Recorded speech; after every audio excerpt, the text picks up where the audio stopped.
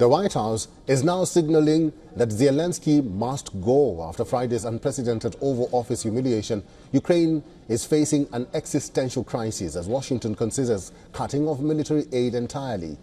Can Europe's frantic diplomatic efforts salvage what's left of Ukraine's Western alliance? Here's a report.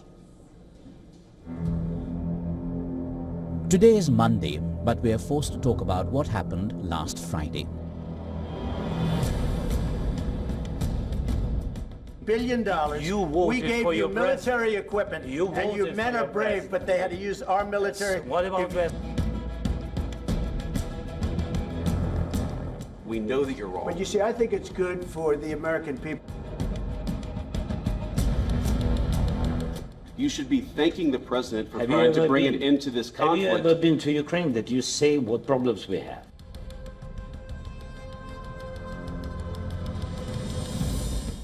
The public meltdown sparked by the Ukrainian president's aggressive pursuit for security guarantees in an Oval Office meeting continues to dominate headlines, raising anxiety for Kyiv and Europe.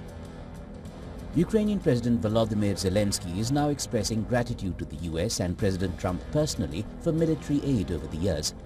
But Zelensky offers no apology, a sign of the difficult road ahead for him in Washington.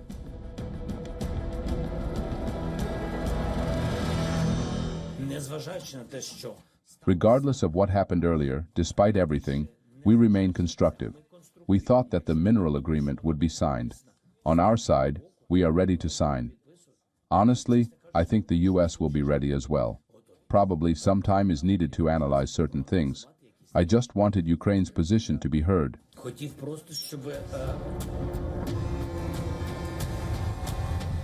This deepening rift threatens not just Ukraine's relationship with the US, but also Western unity. Determined to prevent Ukraine's isolation, European leaders gathered in London, vowing to build a coalition of the willing to craft a diplomatic path forward, one that might convince Trump to stay engaged. Rightly, the Americans are saying, hey, you guys are talking about how to maintain a ceasefire / a peace deal, but first we have to make sure that we get there. And they are right on that, but at the same time we have to do this in parallel to make sure that we stand ready. The discussions we've had today, particularly the coalition of the willing, is on the basis that this is a plan that we will work with the US and that it will have US backing. But as Europe rallies, US Republican leaders openly question whether peace with Russia is even possible while Zelensky remains in power. White House National Security Advisor Mike Waltz slams Zelensky's conduct as incredibly disrespectful, while US House Speaker Mike Johnson suggests Zelensky may need to step down. On the other hand, Director of National Intelligence Tulsi Gabbard warns that the meeting has triggered a huge rift in US-Ukraine relations. With the pushback from Trump allies, Zelensky says it won't be that easy to remove him. Zelensky claims the only way to stop him from leading Ukraine was to stop him from contesting elections.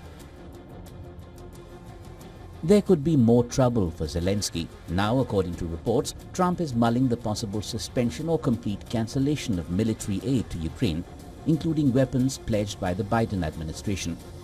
This decision could apply to billions of dollars worth of radars, vehicles, ammunition and missiles awaiting shipment to Ukraine. No US aid at this critical juncture of war will be disastrous for Kyiv.